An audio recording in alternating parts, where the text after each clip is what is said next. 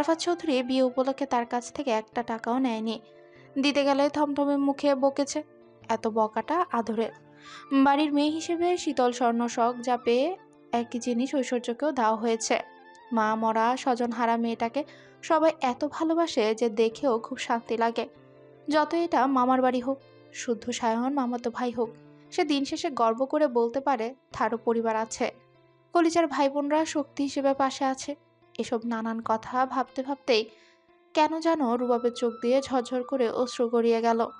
পরের অশ্রুটুকু পড়ার আগে ঐশ্বর্য হাতের মুঠোয় নেয়, ঘুমু ঘুমু স্বরে বলল, কাঁদছো কেন? বউকে দেখে আফসোস হচ্ছে? রুবাব পুনরায় ঐশ্বর্যের কপালে গালে ঠোঁট ছুঁয়ে বলল, ওঠো, খাবে চলো। খেয়েছি আমি, তুমি খেয়ে এসো। তা হচ্ছে না, উঠুন। কথাটা বলে রুবাব ঐশ্বর্যের হাত ধরে টেনে উঠে বসায়। তারপর ঐশ্বর্যের মুখে খাবার পুরে নিজেও খেতে লাগলো। ঐশ্বর্যের রুবাবের মুখ দেখে রুবাবের কাঁধে মাথা রেখে বাহু জড়িয়ে ধরে বলে, আমার মহারাজের মন খারাপ কেন? ঘুমিয়ে পড়েছিলাম তাই? না, কি হয়েছে? বলতে পারি যদি কান্নাকাটি না করো। ঐশ্বর্যের মা কিছু একটা বুঝে কিয়ৎকাল রুবাবের মলিন মুখের দিকে তাকিয়ে রইল। রুবাব ঐশ্বর্যের মুখে খাবার দিলেও ঐশ্বর্য দিল না। তার অশ্রুসিদ্ধ চোখজোড়া থেকে ঝরঝরিয়ে অশ্রু ঝরে গেল। রুবাব ছলছল চোখে বাম হাতে তার চোখ মুছে নিয়ে হাসলো, বলল, তুমি কাঁদলে যাব কিভাবে? এর আগে ঐশ্বর্য কখনো রুবাবের দেশ ছাড়ার মুহূর্ত ভুলেও কাঁদেনি, বরং হাসি মুখে তাকে বিদায় জানি বাসায় ফিরে পাগলের মতো কেঁদেছে। যতই কষ্ট পাক, মন খারাপ হোক, রুবাবের সামনে মন খারাপ করার কথা বলেনি। কিন্তু এবার বোধহয় নিজেকে সামলাতে পারবে না হাসি মুখে বিদায় দিতে। ঐশ্বর্য আজ স্থির থাকতে পারল না।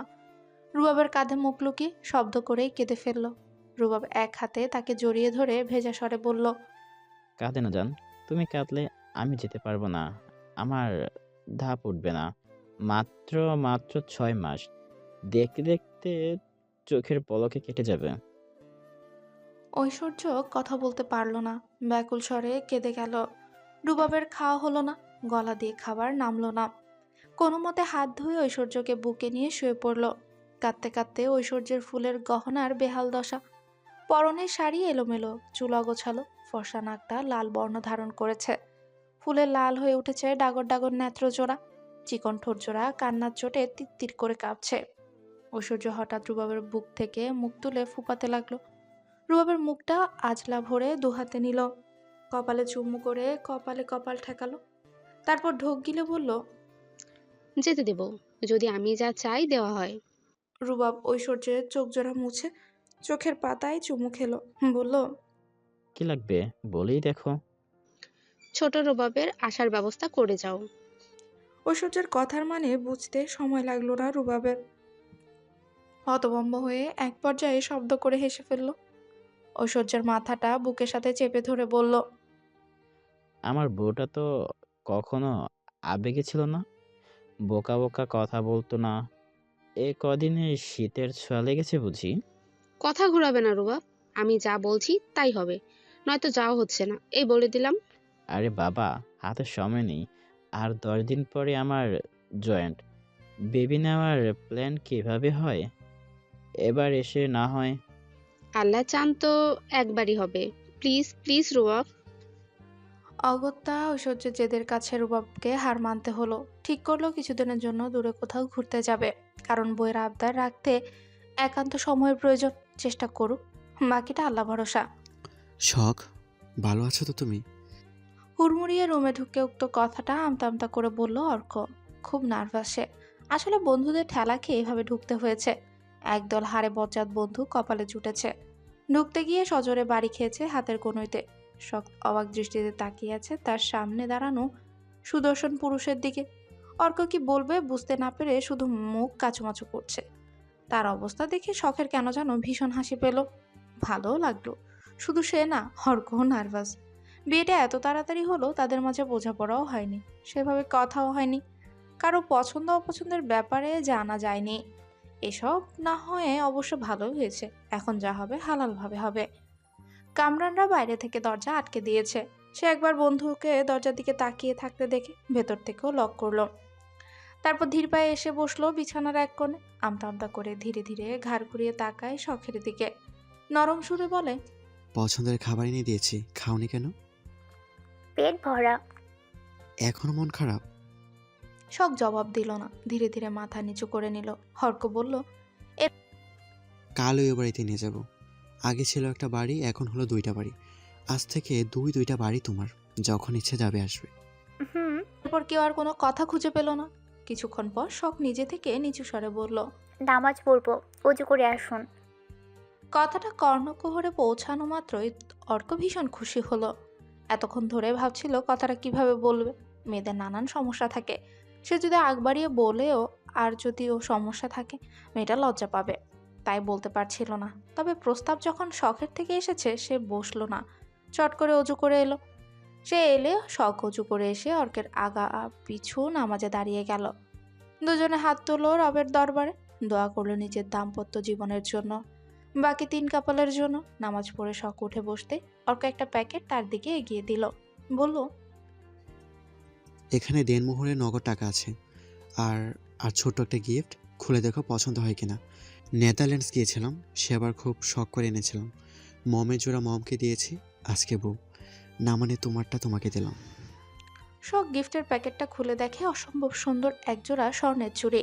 সে চুড়ি জোড়া দেখে তাকায় অর্কের দিকে, তারপরে এগিয়ে দিতেই ধপ করেই অর্কের হাসি মুছে গেল, বলল, পছন্দ হয়নি? আচ্ছা সমস্যা নেই, আবার এনে দেবো।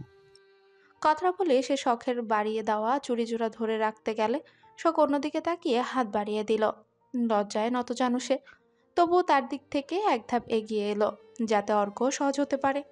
তারা দুজনও কেউ একটু একটু করে না এগোলে কেউই সহজ হতে পারবে না। অথচ সম্পর্ক টিকতে রাখতে চাইলে বোঝাপড়াটাই সবার আগে। শখের বাড়ানো হাত দেখে অর্ক দ্বিতীয় দফা খুশি হলো। ঠোঁটের কোণে হাসির রেশ খুব যত্ন করে চুড়ি জোড়া পরিয়ে দিল। শখের লজ্জা রাঙা মুখের দিকে তাকালো, বুঝলো শখের আরেকটা অস্বস্তির কারণ, তাই বলল, ভয় নেই, যতক্ষণ না তুমি পারমিশন দেবে ততক্ষণ। কথাটা বলে অর্ক থামলো, তারপর এক গ্লাস পানি পান করে বেডের একপাশে শুয়ে পড়লো। শখ দাঁড়িয়ে আছে দেখে তাকেও শুতে বলল। রাতও হয়েছে অনেক, আজ সারাদিন অনেক ধকল গেছে, বিশ্রাম দরকার। শখ ধীর পায়ে অন্য পাশে গিয়ে শুয়ে পড়ল। তখনই অর্ক তাদের বন্ধুদের গল্প বলতে লাগলো। সেসব শুনে হাসলো শখ। অর্ক খুব সুন্দর করে গুছিয়ে স্পষ্ট স্বরে কথা বলে। শখ মনোযোগী শ্রোতা হয়ে গল্প শুনতে শুনতে ঘুমে গেল। তার নিঃশ্বাস ভারী হতে অর্ক কাছাকাছি এলো, খুব মন দিয়ে শখের মুখটাকে দেখলো আর খুব সাবধানে কপালে আদর দিল। তারপর বিড়বিড় করে বলল, বন্ধুর বোন ভেবে নজর না দিয়ে ভুল করেছি, এখন আফসোস হচ্ছে। তবে দিন শেষে তোমাকে পেয়ে নিজেকে বড্ড সৌভাগ্যবান মনে হচ্ছে। এই যে ঘুমকুমারী আমার জীবনে আসার জন্য চিরকৃতজ্ঞ আমি। কথা দিচ্ছি, আমি বেঁচে থাকাকালীন ভালোবাসার অভাব হবে না আপনার, হতেই দেব না আমি। এদিকে একজোট ভালোবাসাবাসি শেষে সায়ন স্বর্ণ দুজনেই একসাথে শাওয়ার নিয়ে এলো আর নামাজ পড়লো, একসাথে খেলো। তারপর সায়ন স্বর্ণকে বুকে জড়িয়ে শুয়ে পড়লো। কে বলবে এই ছেলেটাই এত উন্মাদ ছিল, খ্যাপাটে সারের মতো তেড়ে এসেছিল তাকে ছুঁয়ে দিতে। অথচ অথচ তার ছোঁয়াতে কোনো কৃপতা ছিল না, তারা ছিল না, যা ছিল তা হলো ভালোবাসা। এই ছেলেকে বুঝতে হলে তার মতো করে চলতে হবে। এই যে তখন ওভাবে খেপে গেল, বাধা দিলে রেগে যেত। সে যখন মেনে নিল সব ঠান্ডা। এই বনো খ্যাপাটায় ছেলেটা খুব মুখে যতই গালাগাল করুক বকা দিক, তার বিশেষ দিক সে ভীষণ যত্ন করে ভালোবাসতে পারে, বুকে আগলে রাখতে জানে। তাকে সব রকমভাবে চেনা হয়ে গেছে স্বর্ণের। তাকে কখন কিভাবে থামাতে হবে তাও বুঝে, আর কখন কিভাবে তার পেট থেকে বের করতে হয় কথা তাও জানে। এখন যেমন স্বর্ণ হাত বাড়িয়ে সায়নের মাথার চুল টেনে দিতে, সায়ন শান্ত ভদ্র ছেলের মতো স্বর্ণের গলার বাজে মুখ জুড়ে গুজে আছে, ঘুমো ঘুমো ভাব। তখনই স্বর্ণ জিজ্ঞাসা করে, ঘুম পাচ্ছে। হুম। বললে না তো তখন কোথায় গিয়েছিলে? কবরস্থানে কেন? ইয়াসিরের সহকারী বুড়াকের জানাজায় শরিক হতে। জানিস, বুড়া কিয়ারাকে কিডন্যাপ করেছিল, আটকে রেখেছিল, বিয়েও করেছিল। কিয়ারা তাকে মানতে না পেরে সুইসাইড করেছে। পরে ছেলেটা নিজের জীবনটাও শেষ করে দিল। কিয়ারাকে চিনতে পেরেছিস? আমাদের শীতলের বেস্ট ফ্রেন্ড। এর পিছনেও ইয়াসির আছে। এখন কথা হচ্ছে, শীতলের কানে গেলে কি হবে আল্লাহ জানে। তোমরা গিয়েছিলে কেন? জানলেই বা কিভাবে? ইয়াসির খবর পাঠিয়েছিল জানাজায় শরিক হওয়ার চাওয়ার জন্য। না গিয়ে উপায় আছে? পৃথিবীর সব ক্ষমতা অহংকার জানাজার কাতারেই শেষ। আসছে খাটিয়ায় বুড়া কালামে। থামো, ঘুমাও। সায়ন নিঃশব্দে হেসে ফেলে। স্বর্ণকে বুকের সাথে চেপে ধরে ঘুমু ঘুমু স্বরে বলে, ভুলেও আমাকে ছেড়ে যাস না রে জান। তোকে ছাড়া আমার পুরো পৃথিবী অন্ধকার। মরে যাবো আমি। দরকার হলে নিজের হাতে খুন করে যাস, তবুও একা ফেলে যাস না। কথাটা বলতে বলতে সায়ন ঘুমে তলিয়ে গেল। স্বর্ণ শুনে গেল প্রেমিক পুরুষটার কথা। চাঁদের আলোয় মন ভরে দেখলো সায়নের মায়া ভরা মুখ। সে জানে এই চঞ্চল এই পুরুষটাকে বুকে একটা বাক্স আছে। এই সেই বাক্সে একান্ত ব্যক্তিগত কিছু কষ্ট লুকানো আছে। হসপিটালে শুদ্ধ শীতলের বিয়ের দিন ইয়াসির যেদিন সবার সামনে সায়নকে বড়গাছা বলেছিল, অপ্রকাশিত সত্য প্রকাশ করেছিল, সেদিনই সায়ন বাড়িতে এসে চুপচাপ শুয়ে পড়েছিল। সেও এসেছিল বুকের মাঝে আগলে নিতে, এভাবেই আগলে রেখেছিল। তার এই উন্মাদ পুরুষটাই নীরবে নিঃশব্দে অঝরে কেঁদেছিল। তার চোখের পানি তার গলা ভিজেছিল। সেদিনের বাকি রাতটুকু জেগেছিল সে। ঠিক এভাবে বুকে আগলে রেখে বুঝিয়েছিল সে আছে, ছিল, মৃত্যুর আগ পর্যন্ত সঙ্গে থাকবে। পাক্কা ২০ মিনিট ধরে শীতলকে কান ধরিয়ে দাঁড় করিয়ে রেখেছে শুদ্ধ, আর তার হাতে শক্তপোক্ত মেহগনি গাছের চালাকাঠ। শীতল লাল জামদানি বাঙালিয়ানা ভাবে পড়েছে, গায়ে সুগন্ধিওয়ালা কাঁচা ফুলের গহনা, সরু কোমরে শুদ্ধের দেওয়া সেই কোমর বন্ধনী, লম্বা খোলা চুল, সব মিলিয়ে ভীষণ মিষ্টি লাগছে দেখতে। শুদ্ধ থমথমে মুখে ভ্রুজোড়া কুঁচকে তাকে আপাদমস্তক দেখলো। রাতের বেলা সেজেছে কেন বলে চালাকাট দিয়ে মারতে গেলে শীতল ভয়ার্থ চোখে তাকায়। তার এমন ব্যবহারের কারণ খুঁজে পাচ্ছে না সে। তাকে তাকাতে দেখে শুদ্ধ একবারই বসিয়েই দিল। ধমকে বলল, তার দিকে তাকালেই মেরে প্রতিবন্ধী করে দিবে। অগত্যা শীতল মাথা নিচু করে কান ধরে ফুপিয়ে কেঁদে উঠল। কান্না ভেজা স্বরে বলল, কি করেছি আমি? মারছেন কেন আমায়? কিছুদিন আগে না আমরা প্রেম করে বিয়ে করেছি? কষ্ট করে পাওয়া বউকে কেউ মারে? আমি প্রেম করিনি, বিয়েও করিনি। আমি সিঙ্গেলই থাকবো। বের হন আমার রুম থেকে। কারোর সঙ্গে রুম শেয়ার করতে পারি না আমি। শুদ্ধের কথা শুনে শীতল বিস্ফোরিত দৃষ্টিতে তাকিয়ে রইল। কি বলে এই লোক? মন দিল, দেহের দখলদারি খাটালো, এখন বলে কিনা সিঙ্গেল। এ লোক কি গাছের সাথে বাড়িটারি খেলো নাকি, নাকি মালমূল খেয়ে এসেছে? যদি তা না হয় তাহলে হঠাৎ মতিভ্রম হওয়ার মানে কি? তাকে যেতে না দেখে শুদ্ধ আরেক বাড়ি মারার আগে শীতল হাউমাউ করে কেঁদে উঠল। মুখে বলতে লাগলো, আর মারবেন না শুদ্ধ ভাই, চেলা কাঠের মার খুব লাগে। আর করব না, আপনি যা বলবেন তাই। আপনি সিঙ্গেল, আমি সিঙ্গেল, পৃথিবীতে যে যেখানে আছে আমরা সবাই সিঙ্গেল। কাঁদো কাঁদো সুরে কথাগুলো বলতে শুনে শুদ্ধ ঘাড় ঘুরিয়ে তাকায়। পানি পান করতে করতে বেডে শোয়া শীতলের কথাগুলো শুনল। ১.৫ ঘন্টা আগে রুমে এসে শীতল বেঘরে ঘুমোচ্ছে দেখে, ক্লান্ত মুখটা দেখে মায়া লাগছিল দেখে ডাকেনি। শীতলের গায়ের ফুলের গহনা খুলেছে, চুলে বেনুনি করেছে, নামাজ পড়েছে। তবুও শীতল জাগা পায়নি। সে নামাজ পড়ে উঠে পানির মুখে দিতেই ব্যাঙাচির ঘুমের ঘরে স্বপ্ন দেখে কেঁদে উঠে। ভুলভাল বকছে, এখন কাঁদছেও। মাঝরাতে কেউ শুনলে কি ভাববে? তবে এটা নতুন কিছু নয়। দেখে শুদ্ধ অবাকও হলো না, রাগও হলো না। গ্লাসে পানি নিয়ে শীতলের কাছে গেল, নরম সুরে বলল, কাঁদতে কাঁদতে গলা শুকিয়ে গেছে নিশ্চয়, পানি খা। কথাটা বলেই পরপর দুবার শীতলকে ডাকতেই শীতল চোখ পিটপিট করে তাকায়। নিজের অবস্থান ধাতস্থ করে উঠে বসে। বুঝলো স্বপ্ন দেখছিল। গ্লাসটা নিয়ে পানি পান করলো। ঘুম ছুটে গেল তার। স্বপ্ন দেখে কাঁদছিল বুঝে মনে মনে নিজেই একচোট হাসলো। সুধের গ্লাসটা রাখতেই সে বলল, কখন এসেছেন? ডাকেননি কেন আমায়? আসলে মাথা ব্যথা করছিল, চোখ বন্ধ করে থাকতে থাকতে কখন যেন ঘুমিয়ে পড়েছি। খেয়েছেন আপনি? মাথা ব্যথা কমেছে? না। শুদ্ধের গ্লাসটা রাখতে এসে বলল। শুদ্ধ দুজনের বালিশ ঠিকঠাক করে শুতে ইশারা করে। শীতলও কথা না বাড়িয়ে শুয়ে পড়ে। শুদ্ধ হাতের উপর ভর দিয়ে শুয়ে শীতলের কপাল টিপে দিতে লাগলো। শীতল চেয়ে চেয়ে দেখলো বিশুদ্ধ পুরুষটাকে। খেয়াল করলো শুদ্ধ সাদা পাজামা পাঞ্জাবি পরে আছে। এ বেশে বেশ লাগে তার ব্যক্তিগত পুরুষটাকে। তারপর কি ভাবলো কে জানে। লজ্জায় গালজোড়া লাল হয়ে উঠল, ওষ্ঠজোড়া লাজুক হাসল। শুধু শীতলের তখনও তাকিয়ে থাকায় কোনটাই নজর এড়ালো না তার। তার ঠোঁটেও ফুটলো মিটিমিটি হাসি, চোখে দুষ্ট চাহনি। ওর এমন দৃষ্টিতে শীতল নতজানু হয়ে গেল। শরীর কাঁপতে লাগলো মৃদু।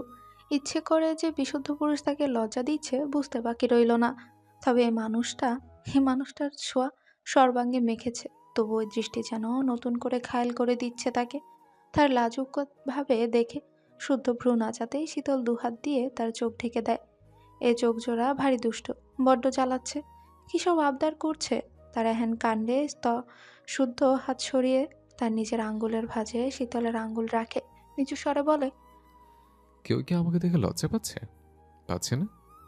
যাই, ফুটেজটা তাহলে নিয়ে আসে। কথাগুলো বলে উঠতে গেলে শীতল আটকে দেয়। শুদ্ধের বুকে মুখ লুকিয়ে মিনমিন করে বলে, এই না প্লিজ, এই যে দেখুন আমি লজ্জা পাচ্ছি, খুব লজ্জা পাচ্ছি। ওর কাণ্ডে শুদ্ধ এবার শব্দ করেই হেসে ফেলে, বুকের উপর টেনে নেয় ছোট্ট পরীটাকে। তাকে এভাবে হাসতে দেখে শীতলের মন ভরে গেল, চোখ জোড়া যেন জুড়িয়ে এলো। সে নিজেও মিটিমিটি হাসতে হাসতে মনে মনে আওড়ালো, মাশাল্লাহ মাশাল্লাহ, এই মুখের হাসিটুকু 1000 বছর অমলিন থাকুক। আমার ভাগে সবটুকু সুখ, সব ভালোবাসা আপনার জীবনে পুষ্পকলির ন্যায় ফুটে উঠুক। রাতের ঘোর কাটিয়ে পরদিন নতুন এক সকালের সূচনা হলো। সকাল 8:30টার মধ্যে বাড়িতে হট্টগোল শুরু হয়ে গেছে। নাস্তার পর্ব শেষ, তবে নবদম্পতিদের খাবার টেবিলে ডাকা হয়নি। রুমে পাঠিয়ে দেওয়া হয়েছে সকালের নাস্তা। নতুন বিয়ে, একটু লজ্জা একটু অস্বস্তি লাগবে, এটাই স্বাভাবিক। তাছাড়া ছেলে মেয়েদের অকারণে লজ্জা দিতে চাননি কেউ। যদিও ভাবিরা গোসলের ব্যাপারে গাইগুই করছিল, মজা নেওয়ার জন্য ডাকতে যেতে চাচ্ছিল, কিন্তু সিরাত বারণ করলেন, কারণ সায়ন এসব মজা বুঝলেও শুদ্ধ বুঝবে না। ওই ছেলের মুখ তো না যেন ধারালো ব্লেড, কি বলে বসবে তখন হবে আরেক বিপদ। আর শুদ্ধ গত দিনেও গোসলের জন্য বাগানে যেতে চাচ্ছিল না। সীতারা বলে কয়ে রাজি করালেও পাজামা পাঞ্জাবি পরেই গিয়েছিল। হলুদ পরনের পোশাক নষ্ট করেছে, তবুও পাঞ্জাবি খোলেনি, লুঙ্গিও পরেনি। ভাবিদের হাতে গোসলের পানিও ঢালতে দেয়নি। তার মতে সারা জীবন নিজেরা গোসল করতে পারলে বিয়ের দিন অন্যের সাহায্য লাগবে কেন? সাবান ঘষা মাজা করার জন্য? নিয়মের দোহাই দিলে মা চাচিরাই হলুদ ছুঁয়ে একমগ পানি ঢালুক, তবুও ভাবিরা না, না মানে না। বিয়ের আগের দিন যে ছেলেটা এত কাহিনী করলো, সেলেই সকালের গোসলের কাহিনী মানবে না, বরং খুব রেগে যাবে। কারণ এটা কিসের গোসল তা সবাই জানে। কিছু কিছু ব্যাপার গোপনেই সুন্দর। তাকে ডাকলে সে মুখের উপর চটাস করে বলতে পারে, বিয়ের পরদিন সকালবেলা লোক দেখিয়ে গোসল করলে পুণ্য হয়, নেকি পাওয়া যায়। আসলে কি যায়? যদি যায় আগে প্রমাণ দেখানো হোক, তারপর সে যাবে। শুধু বাড়ি না, দরকার হলে সামনে চৌরাস্তায় গিয়ে গোসল সারবে। ছেলেটা যখন রেগে যায় তখন এভাবেই কথা বলে। সকালবেলা শুধু শুধু তাকে রাগানো উচিত হবে না। এভাবে নানা কথার ছলে অনেকক্ষণ যাবতই বোঝানোর চেষ্টা করেন সিরাত, কিন্তু তারা শুনছে না।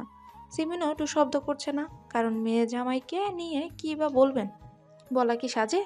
তাই নিজের কাজ করেই যাচ্ছেন নিজে।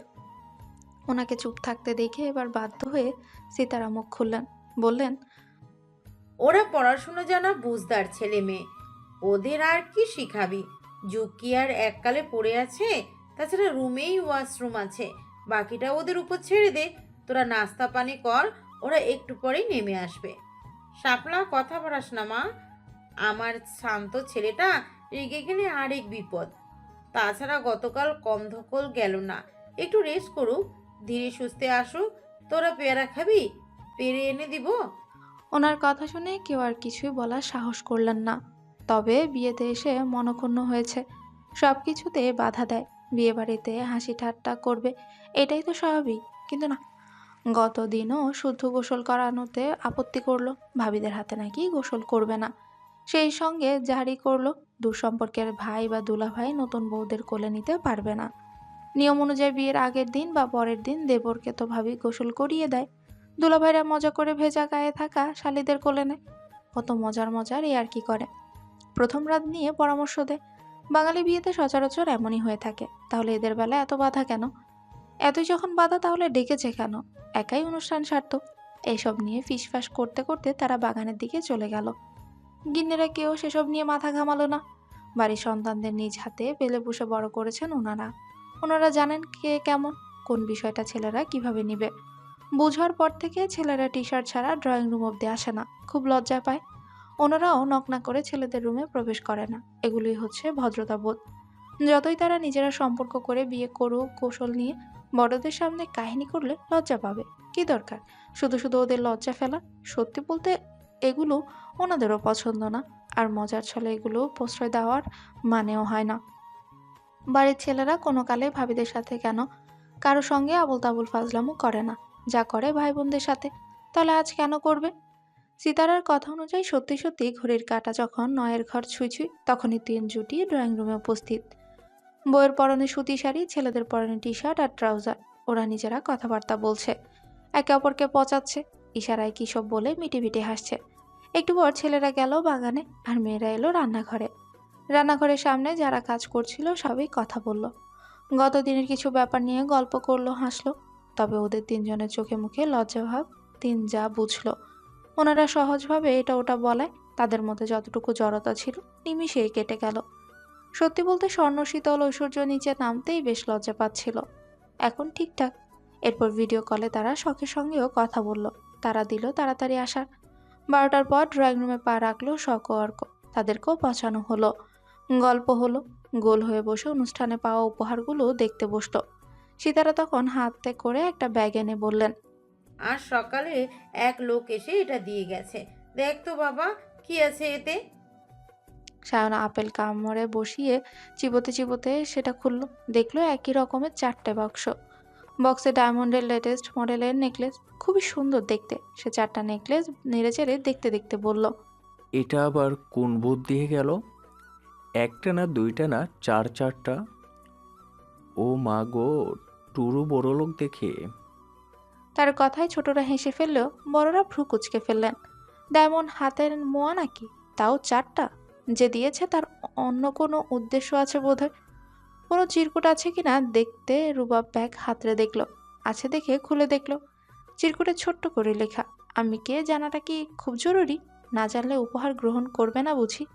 তবে বলি শুনুন, আমি হলাম পৃথিবীর পাপ। রুবাব লেখাটা পড়তে তার দৃষ্টি ঘুরে গেল শুদ্ধের দিকে। শুধু কমলার খোসা ছাড়িয়ে সাম্যের হাতের প্লেট রাখছে, সেখান থেকে তুলে তুলে খাচ্ছে শীতল, সৃজন, সাম্য, শখ।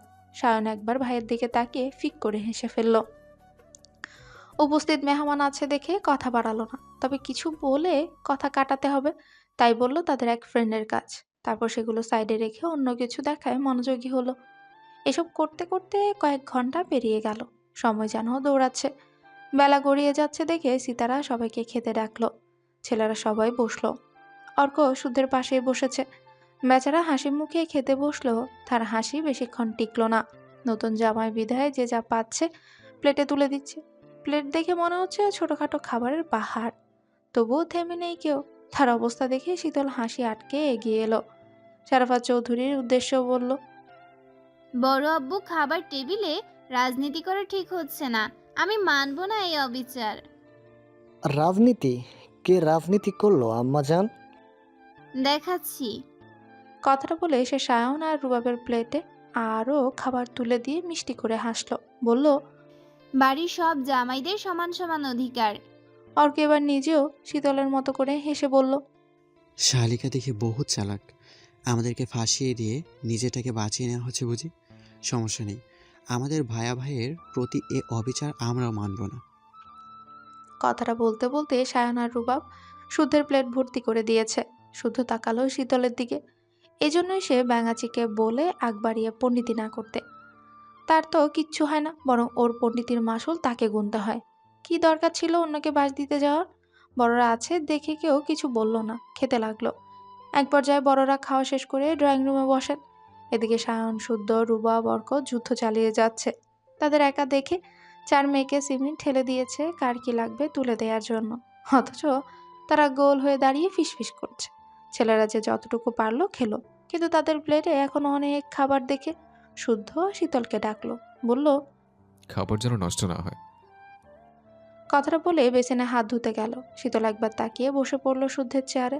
শুদ্ধের এটো প্লেটে খেতে শুরু করলো নিজের মতো করে। না নাক ছিটকাচ্ছে আর না কোনো কথা বলছে। ভাবনাখানা এমন যে এটা খুব সাধারণ ব্যাপার। শুদ্ধের দেখা দেখি সায়ান রুবাবও যার যার বউদের দিকে তাকিয়ে উঠে পড়ে।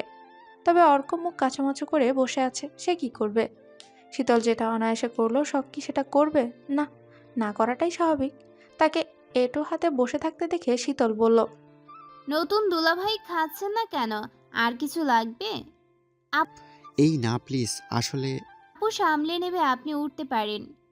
অর্ক একবার তাকালো, শখ এসে পাশে বসলো, নিজে টেনে নিল অর্কের প্লেট। তখন অর্ক উঠে দাঁড়ালো, তবে তার চোখে মুখে বিস্ময়। সে ভাবতে পারেনি শখ তার এটো খাবার খাবে। তখনই সায়ন হাসতে হাসতে পুরনো একটা কথা তুলল। সুযোগ বুঝে স্বর্ণের আঁচলে হাত মুখ মুছে বলল, শীতল যখন ছোট ছিল, আমরা খেতে বসলে সবার প্লেট থেকে কিছু না কিছু সে খাবেই। খাবে মানে খাবেই, এটা তার রুটিন। আমাদের হাতে একবার করে খেলে ওর আলাদা প্লেটে না খেলেও হতো। ওর যা পছন্দ আমরা দিলেও শুদ্ধ কেন জানি দিত না। সবাই দিচ্ছে, সে কেন দিচ্ছে না এটা মানতে পারতো না শীতল। ভাবতো শুদ্ধ দিচ্ছে না, তার মানে ওর খাবারই বেশি স্বাদ। এই নিয়ে রোজ ওদের ঝগড়া হতো। এটুকু বলতেই শীতল লজ্জায় মুখ কাচুমাচু করে, কোনো মতে মুখের ভাতটুকু গিলে বলল। থামো না ভাইয়া, এখন তো বড় হয়েছি। কথাটা শুনে সিমিন তরকারি বাটি দিতে এসে নিজেও হেসে ফেলে। তখনই সায়ন পুনরায় বলে, এক টেবিলে বসলে সে ঘুরে ঘুরে সবার কাছে যেত, যা খেতে চাইতো সবাই দিত। শুদ্ধ দিত না, তবুও শীতল শুদ্ধর পাশেই দাঁড়িয়ে থাকতো। শুদ্ধের খাবার যেন শেষের দিকে, তখন রাগে কটমট করে বলতো, আমি দাঁড়িয়ে আছি তো নাকি, চোখে দেখে না? তখন শুদ্ধ জবাব না দিয়ে কিংবা মুরগির রান তাকে না দিলে আগে বাবার পিছনে দাঁড়াতো, নিজের সেফ জোন বুঝে তারপর বলতো, শুদ্ধ ভাইয়ের মুরগি কুকায়। সায়ন কথাগুলো বলতে বলতে নিজেও হো হো করে হাসছে। বাকিরাও তাই। শুদ্ধের ঠোঁটের কোণেও মুচকে হাসি। বাঙাচিটা এভাবেই তো জোর খাটিয়ে মনের জায়গা দখল করেছে। শুধু দখল করেনি, ঘরের বউ হয়ে তারপর থেমেছে। এসব কথার মাঝে চোখাচোখি হলো শুদ্ধ শীতলের। দুজনের ঠোঁটের কোণে মিটিমিটি হাসি, চোখে মুখে পূর্ণতার ছাপ, আর মন কুঠিরিতে একে অপরের প্রতি অসীম ভালোবাসা। অতঃপর এত এত হাসি ঠাট্টার মধ্যে খাওয়া দাওয়ার পর্ব শেষ হলো। তারপরে এই সময়টুকু যেন তাড়াতাড়ি কেটে গেল। বিকেলের দিকে বাকি সব মেহমানরা বিদায় হলো। সন্ধ্যার পর রূপা, ঐশ্বর্য আর শতরূপাকে নিয়ে নিজেদের ফ্ল্যাটে চলে যায়। দেশ ছাড়ার আগে আরেকবার এসে দেখা করে যাবে। তারা যেতেই বাড়ি শান্ত হয়ে গেল। মন খারাপ হলো সবার, তবুও যেতে দিল। তারা যাওয়ার পরপরই শখ বইপত্র নিয়ে রেডি হয়, তাকেও যেতে হবে। এখন তো পরের ঘরের প্রদীপ সে, পরের ঘর আলো করাই তার কাজ।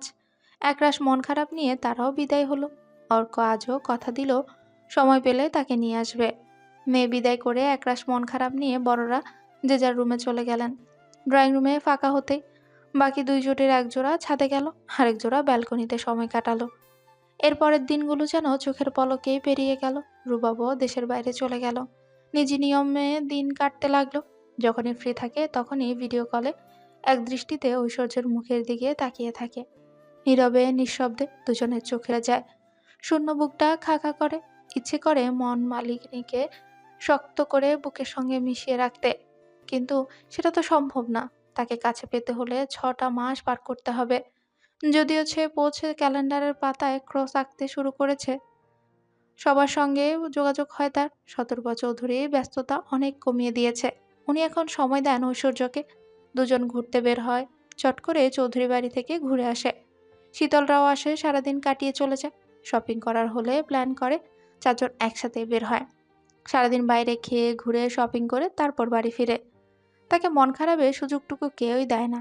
এভাবে দিন কাটতে কাটতে রুবাবের যাওয়ার আরও একটা মাস পেরিয়ে গেল। এখনো 5টা মাস। সময়কে কেন যেন ঠেলেও পার করানো যাচ্ছে না। কেন যে মানুষ পাখি হতে পারে না? পাখি না হয় না হোক, অলৌকিক শক্তি থাকলেও তো হতো। চুপিসারে গিয়ে প্রেয়সীকে বুকে জড়িয়ে নিত। এভাবে আরও কিছুদিন পর ঐশ্বর্য সবাইকে অবাক করে দিয়ে পুনরায় তার কাজে মুভ অন করে। বর্তমানে শুদ্ধের সঙ্গে তার ল্যাবে কাজ করছে ঐশ্বর্য। মাস 3 পরের ঘটনা। সামনেই নির্বাচন বিদায়, একটু বেশি ব্যস্ত সময় কাটছে সায়নের। কখন ফিরে কখন যায় বলা মুশকিল। কদিন যাবৎ বাড়িতে খাওয়া দাওয়া করে না। সারাদিন পড়ে থাকে পার্টি অফিসে, নয়তোবা শুদ্ধের ভাড়া নেওয়া সেই ফ্ল্যাটে। বর্তমানে ওখানে তার দলের ছেলেপুলেরা থাকে। নির্বাচনকে সামনে রেখে ছেলেপুলে নিয়ে প্ল্যান অনুযায়ী এগোচ্ছে সে। ভোট আদায় করতে যা করা লাগছে করছে, কারণ এই শহরে মেয়র হবে, জনসাধারণের পাশে দাঁড়াবে, নিজের শহরকে নিজের মতো করে সাজাবে, এই শহরের নানান পেশার মানুষের ভোগান্তি কমাবে। তবে যেভাবে ভাবছে সেগুলো বাস্তবায়ন করতে আরো পথ হাঁটতে হবে। তার আগে তাকে বিপুল ভোটে জিততে হবে। জেতার জন্য মানুষের কাছে যেতে হবে, তাদের মন জয় করতে হবে। আর মন জয় করলে না ভোট পাবে সে, কিন্তু এগুলো এত সোজা না। সে যেভাবে দাপটের সাথে এ অবধি এসেছে তাতে প্রতি ধাপে ধাপে অনেক শত্রু বাড়িয়েছে। আর বাংলা প্রবাদে আছে, দৃশ্যমান শত্রুর থেকে গোপনের শত্রু বেশি ভয়ঙ্কর। কিন্তু চৌধুরীর পুত্ররা বুঝলে তো, তারা তো ভয় পায় না, বরং সবাইকে বুড়ো আঙ্গুল দেখিয়ে এতদিন যেভাবে দাপিয়ে দেখিয়েছে বেরিয়েছে, এখনো তাই। কিন্তু মনে রাখা উচিত, শত্রুকে কখনো দুর্বল ভাবতে নেই। শত্রু ক্ষমতাবান না হলেও শত্রু, আর শত্রুর কাজ বিধ্বংসী থাবা মারা। তারা মূলত তাকে সুযোগের অপেক্ষায় থাকে, আর সুযোগ পেলেই বিষদাঁত বসি বিষটুকু ঢেলে দেয়। আর এর জলজান্ত উদাহরণ হিসেবে আবু সিদ্দিকের কথাই ধরা যাক। রাজনৈতিক ক্ষমতা হারিয়ে তার অবস্থা এখন ডোরা সাপের মতো, না আছে বিষদাঁত আর না বিষ, তবুও ফনা তুলতে ছাড়ছে না সে। পূর্বের মতো এখনো সায়নকে অপদস্থ করার ধান্দায় আছে। সায়নও জেনে বুঝে হাসি মুখে সহ্য করছে, কারণ ওই যে মানুষের হাত ধরেই তো রাজনীতির মাঠে পা রেখেছিল, অনেক কিছু শিখেও ছিল।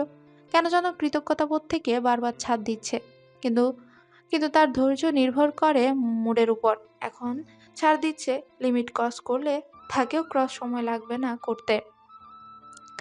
রাজনীতির অবস্থা দেখে এবছর সাধারণ মানুষজনও নির্বাচন নিয়ে চিন্তিত।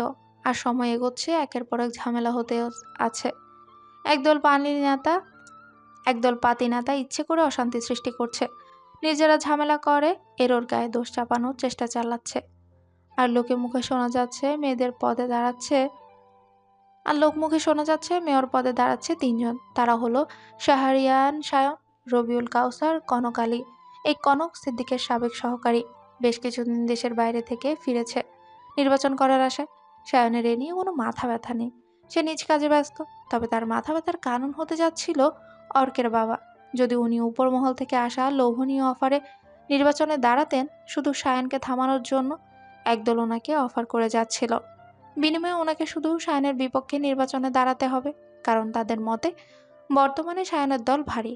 অর্কের বাবা নির্বাচনে দাঁড়ালে পারিবারিক চাপ কিংবা বোনের সংসার বাঁচাতে সায়নকে থামতেই হবে। সবাই জানে চৌধুরীর পুত্ররা বোনদের জন্য কলিজা কেটে দিতে প্রস্তুত, কিন্তু আশার কথা অর্কের বাবা কোনোভাবেই রাজি নয় রাজনীতিতে জড়াতে। উনি বরাবরই শান্তিপ্রিয় মানুষ। এসব ঝামেলা এড়াতে সুযোগ বুঝে ওনারাও দেশ ছেড়েছেন গতকাল মধ্যরাতে। নতুন আত্মীয়দের সঙ্গে ঠুকরির ইচ্ছে নেই ওনাদের। ওনাদের দেশ ছাড়ার ঘটনা জানার পর শারাফত চৌধুরী সায়নকে ডাক দেন ফোন করে। এক টেবিলে বসে খেলেন। ওনার অভ্যাস খাওয়ার আগে ছেলেদেরকে বকাবকি করেন না, যত বকাবকি করার খাওয়ার পর। আজও তিনি তাই করলেন। খাওয়ার পর সায়নকে নিজের পাশে বসিয়ে সুন্দর করে বোঝালেন রাজনীতির মধ্যে না জড়াতে, আলাদা অফিস করে দিবেন, নিজের হাতে কাজও শিখিয়ে দিবেন, তবুও যেন এসবে না জড়ায়। আগে একা ছিল, এখন স্বর্ণের কথা ভাবতে হবে।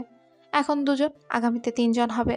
একটা পরিবারকে সুস্থ পরিবেশ দিতে হলে এসবে জড়ানো যাবে না। পূর্বের কথা বাদ দিয়ে এখন সরে আসুক। রাজনীতি করলে কারো ভবিষ্যৎ সুন্দর হয় না, বরং দিন শেষে যা হয় তা হলো অপমৃত্যু। এক গালে হাত রেখে সায়ন বাবার কথা মন দিয়ে শুনল, ভাবলো, তারপর হাঁক ছেড়ে স্বর্ণকে কাছে ডাকলো। তারপর সবার সামনে জিজ্ঞাসা করলো, আমাকে নিয়ে বা আমার কাজ নিয়ে তোর সমস্যা আছে? ভেবে বল।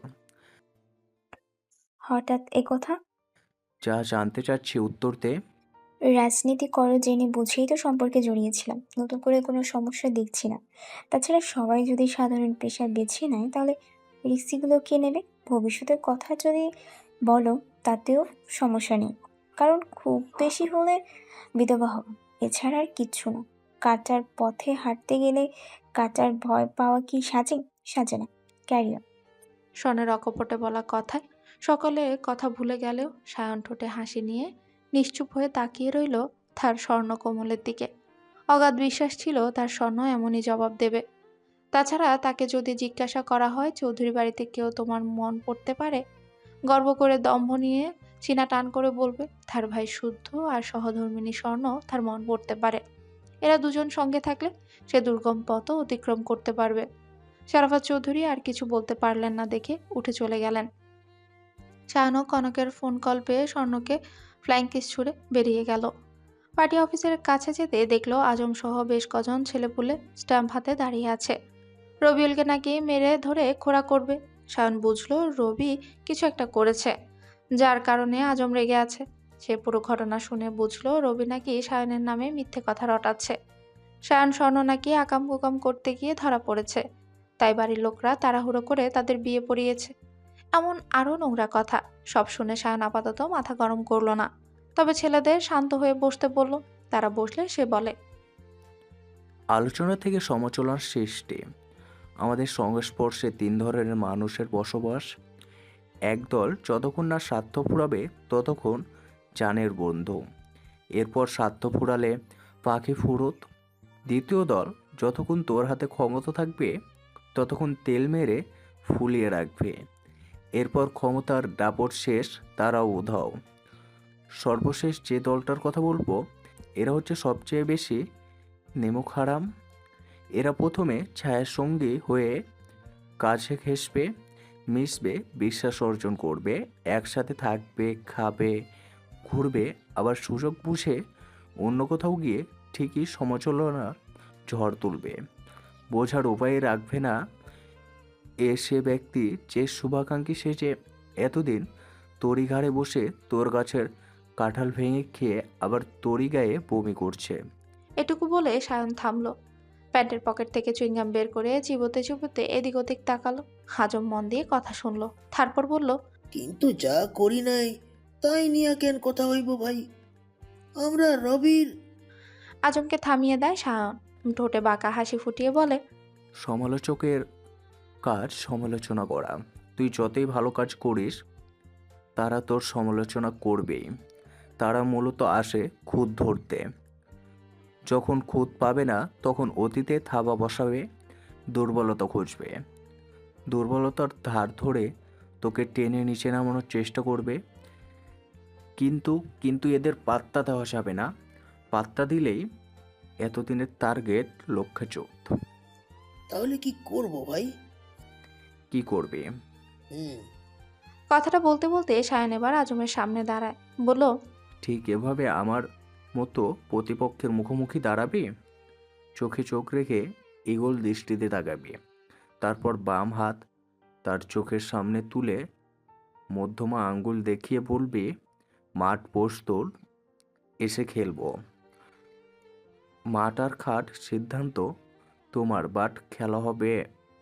শায়নের কথা শুনে এতক্ষণ যারা রাগে ফুঁসছিল তারাও হেসে ফেলল। সিরিয়াস মুহূর্তে হাসিয়ে ছাড়ে এলো।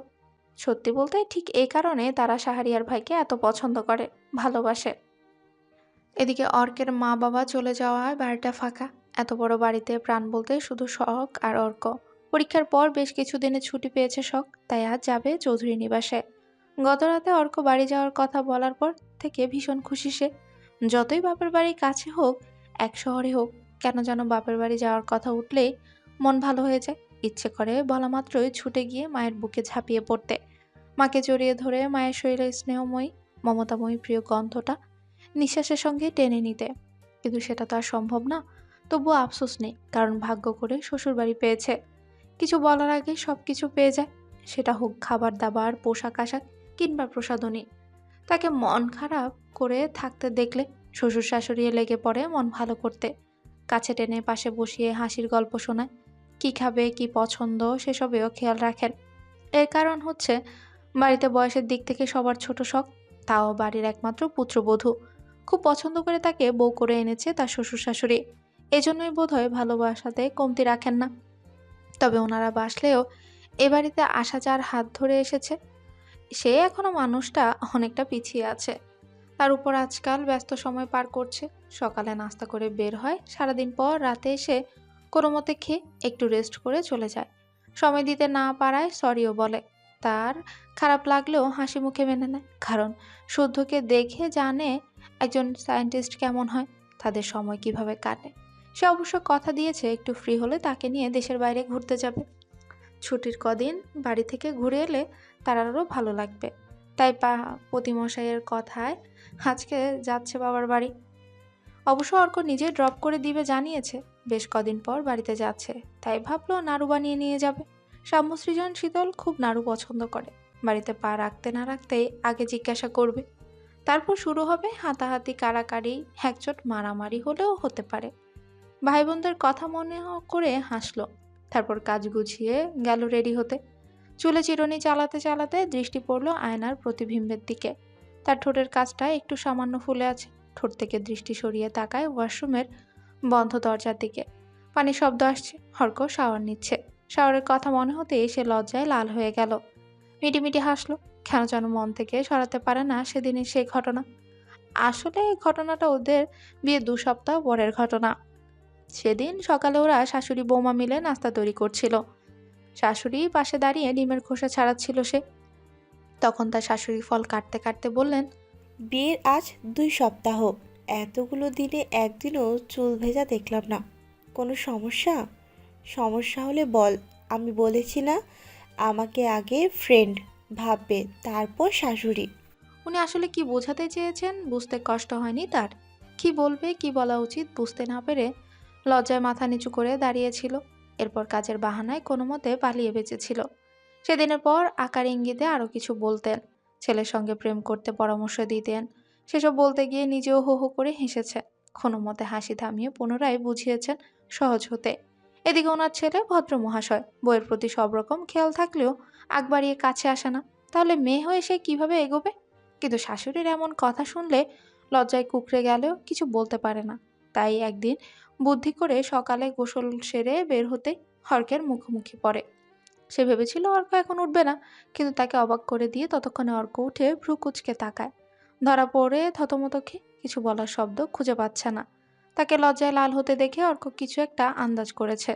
নিজেও মিটিমিটি হাসতে হাসতে বলেছিল, মম কিছু বলেছে তাই না? না, তেমন কিছু না। কি বুঝেছি। তবে তুমি পারমিশন দিলে তোমাকে সাহায্য করতে পারি। সাহায্য? তুমি চাইলে রোজ সকালে তোমার ফরজ গোসলের কারণ হতে পারি। অর্কের মুখে কথাটা শুনে তার ইচ্ছে করছিল মাটির নিচে ঢুকে যেতে।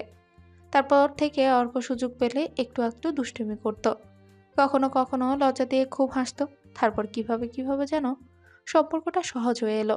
একটু একটু করে মানুষটাকে বেশ ভালো লাগতে শুরু করলো। তার যত্ন, আগলে রাখা, ছোটখাটো ব্যাপারে খেয়াল রাখা, সব মিলিয়ে দুর্বল হতে হলো। এভাবে আরো কিছুদিন পর এক রাতে হঠাৎ গভীরভাবে ছুঁয়ে দেওয়ার আবদার করলো। লজ্জায় মরি মরি হলেও সেও বাধা দেয়নি। অতপর ভালো লাগায়, ভালোবাসায় দিনগুলো কাটছে। আরে, শীতল রানী যে, এত রোদের মধ্যে এখানে কেন? বাড়ি যাবে না? হঠাৎ কারো মুখে নিজের নাম শুনে ঘাড় ঘুরিয়ে তাকায় শীতল। পরনে কলেজ ড্রেস, কাঁধে কলেজ ব্যাগ, হাতে আধ খাওয়া কোন আইসক্রিম। সে আপাতত দাঁড়িয়ে আছে ফটোস্টেটের দোকানের সামনে। কিছু নোট ফটোকপি করতে হবে। পাশে দাঁড়ানো এই মানুষটাকে চিনে সে। অনেক আগে এই লোকটাকে সায়ন ভাইয়ের সঙ্গে দেখেছে। তবে নাম, হ্যাঁ, নামটা বোধহয় কনক নয়তো বা রনক। এই 2 নকের ভেতর যে কোনো একটা নক তো হবেই, শিওর। সে যে নাম গুলিয়ে ফেলেছে বুঝতে দিল না কনককে। কেউ কিছু জিজ্ঞাসা করলে জবাব দেওয়াটা ভদ্রতা, তাই সুন্দর করেই জবাব দিল। এই তো, এই নোটগুলো ফটোকপি করে চলে যাব ভাইয়া। ও আচ্ছা শীতল, তোমার ফ্রেন্ড কিয়ারা না কি যেন নাম, ও কই? ওকে দেখি না কেন? ওর খোঁজ জানো? কেয়ারার কথা উঠায় ধপ করে শীতলের হাসিটুকু মুছে গেল। ছোট্ট করে উত্তর দিল, না। আমি জানি, তবে জানতে চাইলে সাইডে এসো। সব কথা সব জায়গায় বলা যায় না। কথাটা শুনে শীতল বিস্ময় নিয়ে তাকায়। তারপর কনকের পিছু পিছু এক সাইডে দাঁড়ালে কনক শুরু থেকে পুরো ঘটনাটা শীতলকে জানায়। সব শুনে শীতলের মাথায় যেন আকাশ ভেঙে পড়ে। পর মুহূর্তে ওর মনে হলো এই লোকটা মিথ্যে বলতে পারে, হতেও পারে অন্য কোনো চাল। তাই সব শুনেও সে নিশ্চুপ হয়ে দাঁড়িয়ে রইল। তাকে চুপ দেখে কনক পুনরায় জানালো কিয়ারার কথা নাকি শুদ্ধ সায়ন আগে থেকে জানতো, ইচ্ছে করে তাকে জানায়নি। সে মিথ্যে বলছে না। বিশ্বাস না হলে বাড়িতে গিয়ে যেন সায়নকে জিজ্ঞাসা করে। কথাটা শুনে শীতল যেন বাক হারা হয়ে গেল। যদি এটা সত্যি হয়, তবে ইয়াসিন নামক লোকটাকে যতটুকু ঘৃণা করত তার থেকে 10 গুণ বেশি ঘৃণা করবে। কারো মৃত্যু কামনা নাকি করতে নেই, কিন্তু এই লোকটার জন্য আল্লাহর 30টা দিন সে মৃত্যু কামনা করবে। এর আগে তাকে শাওনের মুখোমুখি হতে হবে। মনে মনে এসব ভেবে শীতল আর দাঁড়ায় না, হাতের আইসক্রিমটা ছুঁড়ে কাঁদতে কাঁদতে বাড়ির পথে রওনা হয়। কোনো মতে রিকশায় উঠে ঝরঝর করে কেঁদে ফেলল। তার অশ্রুভর্তি চোখের তারায় ভেসে উঠল প্রিয় বান্ধবীর হাসিমাখা মুখ, ভেসে উঠল কত শত জমানো স্মৃতি। তার জন্য কিয়ারার এই হাল মানবে কিভাবে সে? কিভাবে সইবে এই কঠিন সত্য? ব্যক্তিগত জীবনে একের পর এক ঝড়ঝাপটা সামলাতে গিয়ে শীতলের পড়াশোনায় নাজেহাল অবস্থা। আগে পড়াশোনায় মোটামুটি যেমন ছিল, বর্তমানে আরও শোচনীয় অবস্থা। তার উপরে এখন কলেজে আসতেও ইচ্ছে করে না। এলে একাকিত্ব যেন তাকে আষ্টে পৃষ্ঠে জড়িয়ে ধরে। প্রিয় বান্ধবীকে পায় না, মনে জমে থাকা কথাগুলো বলতে পারে না। দুষ্টুমির ছলে কিয়ারাকে হুমকি দিয়ে ক্লাস ফাঁকি দিতে পারে না। তাদের ক্লাসের অন্য বন্ধুরা যখন দল বেঁধে হাসাহাসি মেতে ওঠে, সে শুধু ফ্যাল করে তাকিয়ে দেখে।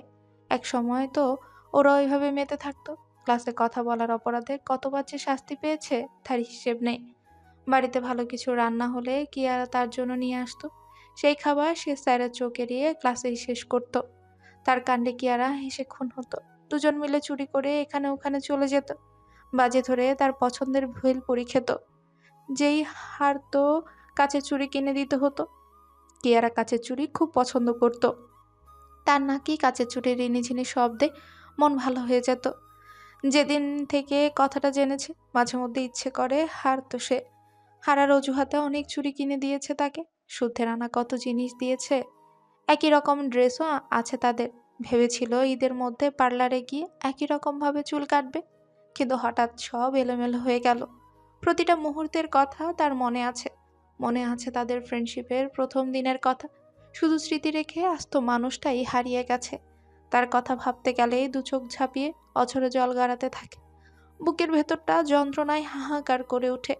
ইচ্ছে করে গালাগাল করে পরক্ষণেই ওকে জড়িয়ে ধরে প্রাণ ভরে কাঁদতে। কিন্তু কোথায় পাবে ওকে? কোথায় হারিয়ে গেল মেয়েটা? সে যতটুকু জানতো, কিয়ারা মনে মনে রুবাবকে পছন্দ করত। আকার ইঙ্গিতে বারবার জিজ্ঞেস করত, রুবাব কবে আসবে, এলে কতদিন থাকবে। বুঝতো প্রিয় বান্ধবীর মনের কথা। তবুও খুব ইচ্ছে ছিল রুবাবের সঙ্গে কিয়ারার কিছু একটা হোক। কিন্তু ঐশ্বর্যের কথা জানার পরে সে আর এগোয়নি। রুবাব অন্য কারোর সাথে জড়িয়ে আছে, জানলে কিয়ারা কষ্ট পাবে ভেবে আগ বাড়িয়ে কিছু বলেওনি। এমনকি এ কারণে কিয়ারাকে বাড়িতে ডাকা কমিয়েও দিয়েছিল। ভেবেছিল সুযোগ বুঝে সব বুঝিয়ে বলবে, কিন্তু সেই সুযোগ হাসার আগেই তো মেয়েটা নিখোঁজ হয়ে গেল। সে এমনভাবে হারালো, জানিয়েও গেল না কোথায় গেল, কেন গেল। তবে সে মন থেকে দোয়া করে একবারের জন্য হলেও যেন কিয়ারার দেখা পায়, কারণ তার কাছে অনেক কিছু জানার বাকি আছে। ব্যথিত মনে এসব ভাবতে ভাবতে শীতল ক্লাস শেষ করে। নিজের হাতে নোট লিখতে গিয়ে আবারও তার কিয়ারার কথা মনে পড়ে। ও থাকলে অনায়াসে সব লেখা ওর ঘাড়েই চাপিয়ে দেওয়া যেত। একটাবার দেখা হোক, এই সব খাটুনির শোধ অবশ্যই নিবে। কিয়ারাকে বকতে বকতে সে কিছু নোট লিখলো, আর কিছু নোট ফটোকপি করার দরকার। বেশিরভাগই তো চিত্র, যেটা হাতে আঁকা আপাতত সম্ভব নয়। তাই সাথী নামের মেয়েটাকে নিয়ে রাস্তার ওপাশে গেল শীতল। ফটোকপির দোকানের সামনে অনেক ভিড় দেখে সাথী জানালো আজকে থাকুক, কালকে দিলেই হবে। সে বাসে যাতায়াত করে, বাসে গিয়ে ফেরিতে করে নদী পার হয়ে তারপর বাড়ি। বাস মিস হলে মুশকিল হয়ে যাবে। কথাটা বলে সে চলে গেলেও শীতল ভিড় কমার অপেক্ষায় রইল। পাশের দোকান থেকে আইসক্রিম কিনলো। আইসক্রিম খেতে খেতে ছাউনির নিচে এসে দাঁড়াতেই ব্যাগের ভেতর ফোনটা ভাইব্রেট হয়ে ওঠে। ফোন বের করে স্ক্রিনে শুদ্ধ নামটা দেখে ঠোঁটের কোণে এক চিলতে দুষ্ট হাসি ফুটে ওঠে। কল রিসিভ করে গলার স্বর বদলে বলল, Mrs Shoaib speaking, who are you? শীতলের কথা শুনে ওপাশ থেকে শুদ্ধ মুচকি হাসলো। সেও কণ্ঠস্বরে গাম্ভীর্য মিশিয়ে পাল্টা জবাব দিল, মোরি সাইটি স্পিকিং। ওহ, তা কাকে চাই আপনার? আপাতত আমার বউটাকে চাচ্ছিলাম। ক্লাস শেষ হয়েছে? কলেজের সামনে ফটোকপির দোকানের সামনে দাঁড়িয়ে আছি। শুদ্ধের কণ্ঠ এবার কিছুটা সতর্ক শোনালো। ওখানে কেন? পাশে চায়ের দোকানে তো বখাটে ছেলেপেলেদের আড্ডা থাকে। ওখান থেকে সরে দাঁড়া, আমি নিতে আসছি। শুদ্ধ আসছে শুনে শীতল ভীষণ খুশি হলো। মিটিমিটি হেসে বলল, থাকলে থাক, আমাকে কিছু বলার সাহস কারোর আছে নাকি? আমি হলাম শাহরিয়ার সায়ান, মানে হবু মেয়ের বোন। আমাকে কিছু বললে আমার ভাইজান খেয়ে নেবে। কথাটা শুনে শুদ্ধ হেসে ফেলল। গায়ে থেকে অ্যাপ্রনটা খুলতে খুলতে বলল, তা তো খাবে। ডাকাত ভাইয়ের ডাকাত বোন বলে কথা। সাইডে দাঁড়া, এক্ষুনি আসছে। আসুন। ফোনটা কেটে দিয়ে শীতল গলে যাওয়া আইসক্রিমটা একটা বড় কামড় বসায়। দোকানের দিকে তাকিয়ে দেখলো ভিড় এখনো কমেনি। আজই কেন সবার ফটোকপি করার ধুম পড়লো কে জানে। তবে এখন তার আর তারা নেই, শুদ্ধতা আসছে। কথাটা ভেবে ডানে ঘুরতেই নিজের নাম শুনে বামে ঘুরে তাকালো শীতল। পাশে দাঁড়ানো পুরুষটার স্থির দৃষ্টি ঠিক তার দিকে।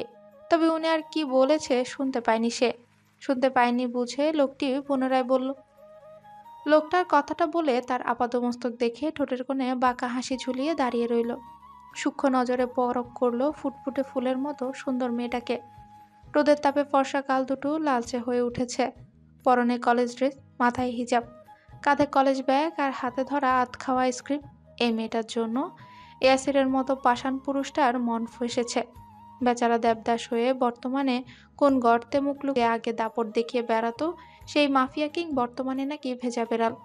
ভালোবাসা মানুষটাকে কতটা বদলে ফেলে ভাবা যায়। এদিকে শীতলও তার পাশে দাঁড়ানো লোকটাকে চিনতে পারলো। অনেক আগে সে শায়ন ভাইয়ের সঙ্গে একে দেখেছিল।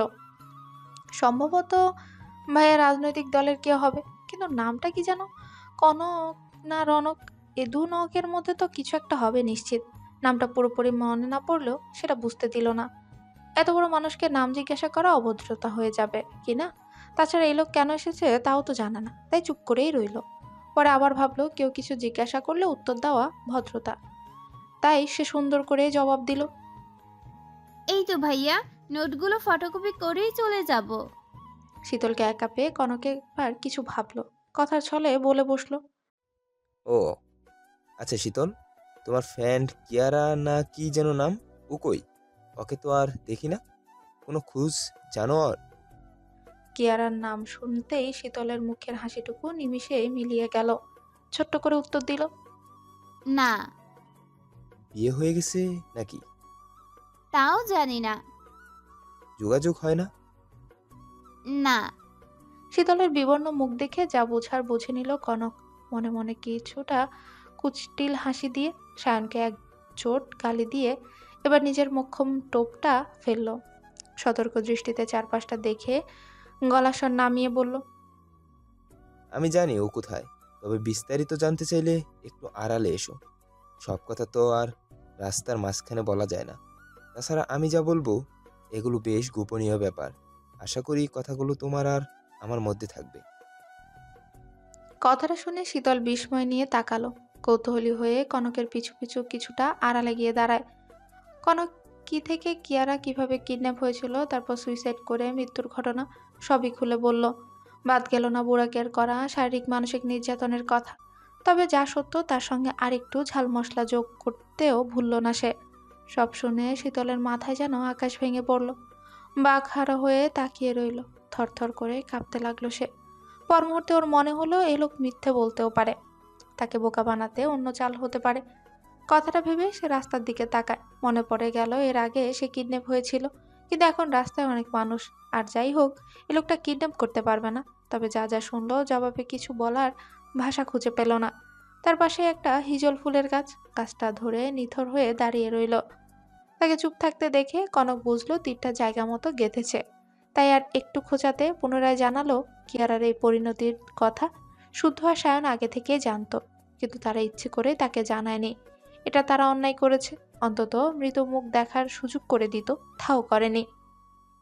এখন দেয়ালে কপাল ঠুকলেও লাভ হবে না। শীতল মাথা নিচু করে মাটির দিকে তাকিয়ে আছে। তখন কনক গলা খাকারি দিয়ে জোর দিয়ে বলল সে একটু মিথ্যে বলছে না। তার কথা বিশ্বাস না হলে যেন বাড়ি গিয়ে সরাসরি সায়নকে জিজ্ঞাসা করে। সায়ন নিশ্চয়ই তাকে মিথ্যে বলবে না। কথাটা শুনে শীতল যেন বাকহারা হয়ে গেল।